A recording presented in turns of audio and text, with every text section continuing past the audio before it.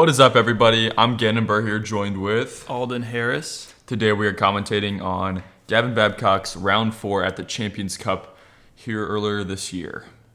Starting off on hole 1, Gavin with a little D1, a little bit of a nice skip to get back in the right corner of the fairway to leave open another sidearm second shot. Yeah, interesting play to go with the forehand gap when it's obviously a backhand hole. Shot. Again, going with the forehand and gap. being a backhand dominant player. Yeah. All right, threw a pretty lucky shot there And left him about circle's edge. Looks like he's lining up a putt. Oh, he's 13 feet away from the basket and jams it. What a jam. Maybe an uncalled foot fault there. I think he was inside. He was definitely inside the circle there, folks. But we're going to let that one slide. We'll move on to hole 2. Should be a gimme birdie with someone, as backhand dominant as Gavin. Oh. Little inside, a little bit of shank, and gets absolutely punished for that shot. Yeah, what he deserves. Yeah, definitely what he deserved here. Gonna leave him with a long look here for birdie. Gavin is known for putting with his Bobcat putters. He likes it. He's running it down. Hits the cage. Disappointing. Very disappointing. You knew that was in the whole way, and it just fell out of the sky. Being a couple strokes off the lead at a major, he's got to start putting those in. Yeah, you can't be leaving those out on the field. Gavin going 400 D1 here with the little one-fingy sidearm flip. Nice dig in the ground there. He would have had no angle if that thing did not dig. How many feet do you think he loses by going one finger on his forehands? I mean, the one-finger sidearm is not as powerful as a two-finger. It has a lot less spin, a lot less speed, and resulting in a lot less accuracy and distance. It's a interesting play among some pros. 200, 300 feet is what you're saying. I'd say, yeah, 200, 300 is probably his max power right now. Okay, yeah. Really and great bid. Laying up the putt. That was one of his better bids, but I think dropped out of the sky. Yeah, dropped out of the sky. Maybe definitely a unfortunate. Yeah, unfortunate break there for Gavin. Moving on to hole 4. This one's a nice little. This is like A5 or FX2. This is a great hole for Gavin because it requires a lot of luck, and he seems to get a lot of bunch fortune. of that. Yeah. And as you can see, just gets through everything. Yeah. Yep. Just keeps going. Everything. Super lucky break there to miss all the guardian trees. Didn't even touch a single twig. He's gonna have a putt. Holding his hip. He loves to hold his hip when he putts. It gives him some good balance and a nice feminine look.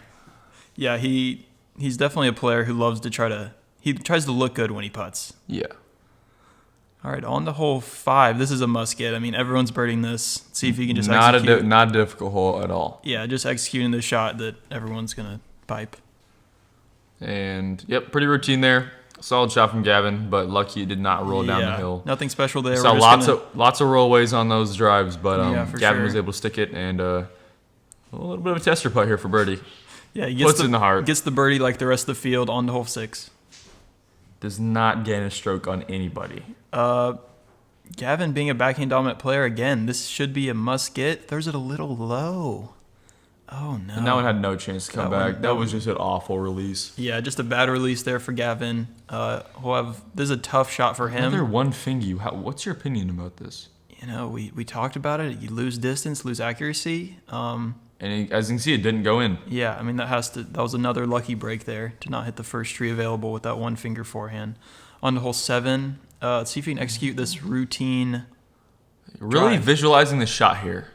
Throwing from his chin.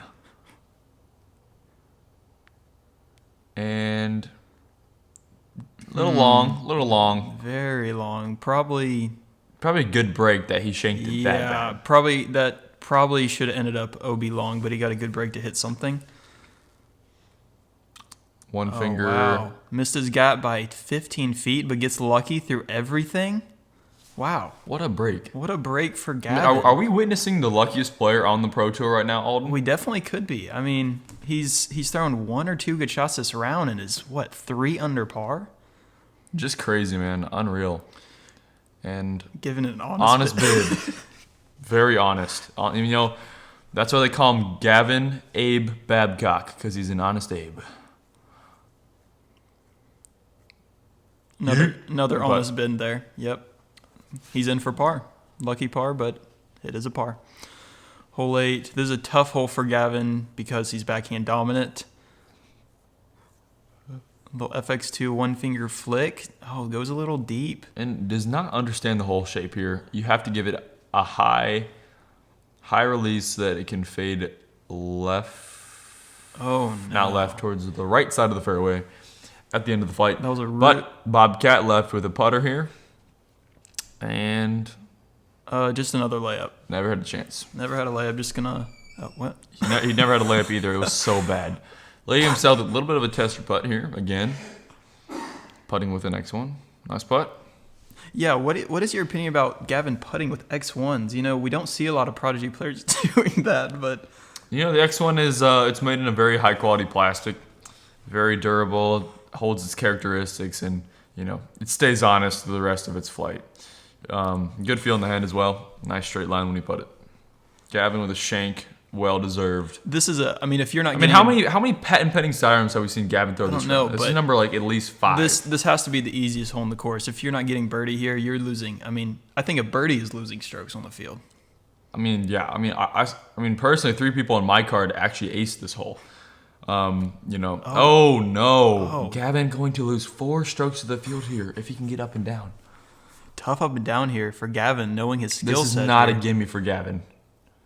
And we see that he didn't hold his hip there. Could that result in him not making the putt? I definitely think that could have affected how bad that putt was. There it is. Oh, here we There's go. the hip hold, and we already know it's in. He's making the adjustment. Dead center basket. Putting his hand on his hip and getting a lucky catch there on the left side. On to hole 10. F5, and that was just an absolute shank. Oh! Gets through everything. What do you think about that play when it's obviously like a putter shot to not go long like that? Yeah, I mean, I personally just jump putt off that tee, and it's a nice, easy sidearm approach, and to have that amount of luck must be just nice.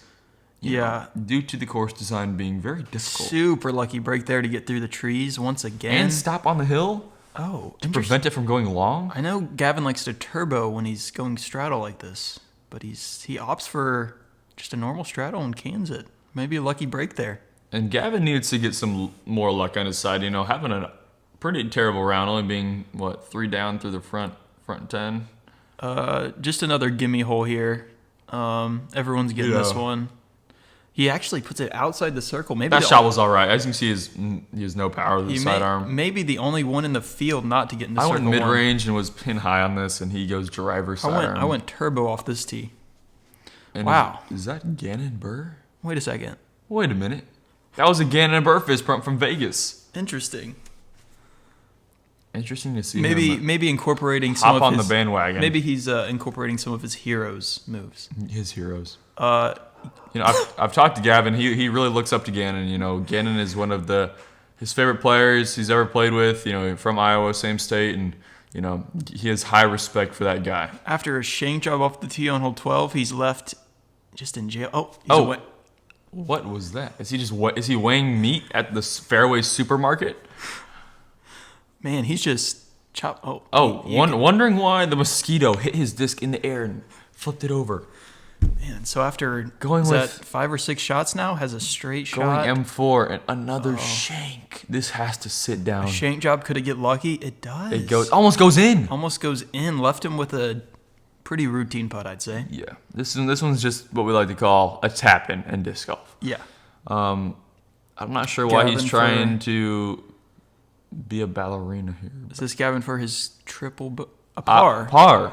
They must have missed a few shots. And I felt like he was fighting down that fairway just forever.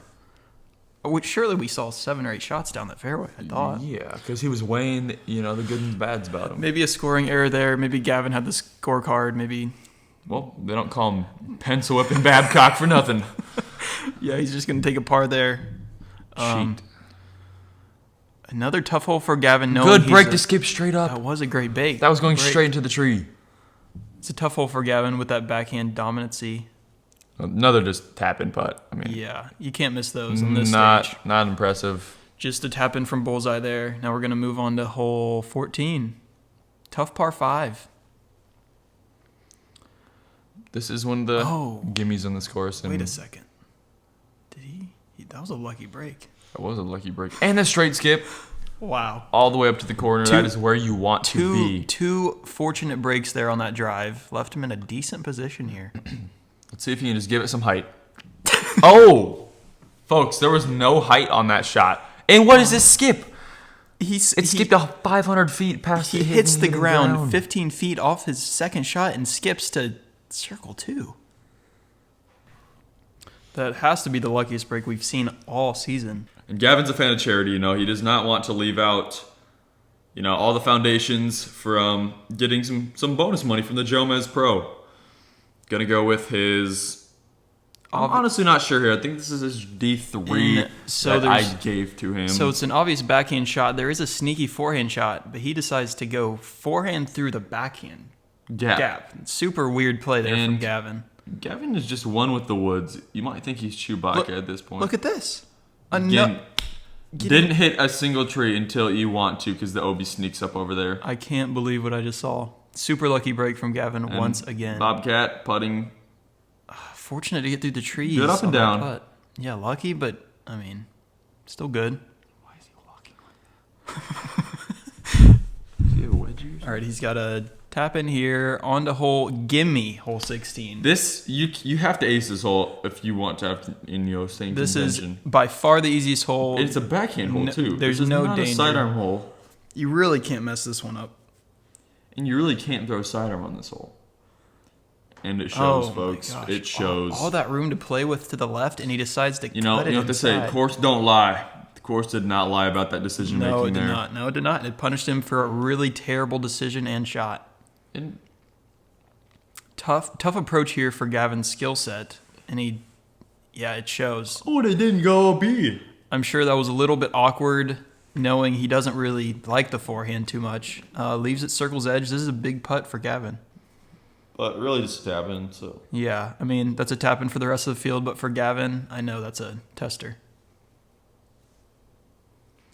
Give me hole 17 here again. 2 gimmies back to back. Not a hard gap to hit. Decides to go with a M4 off a 800-foot par 4? Yeah, you want to get distance on this hole, and Gavin throws an M4 knowing he's not going to get the distance. Weird play again. Threw about as good as he could and left him in a terrible spot. What was that? Super weird follow through, as usual, from Gavin. As usual. I mean, we're used to seeing that from Mr. Bob. Yeah. Bab.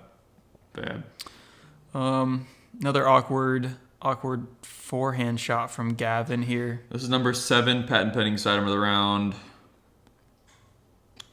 Nice lucky tree to stop the disc from going long. Super lucky break. That was heading OB long, but now he just has a tap in for his par.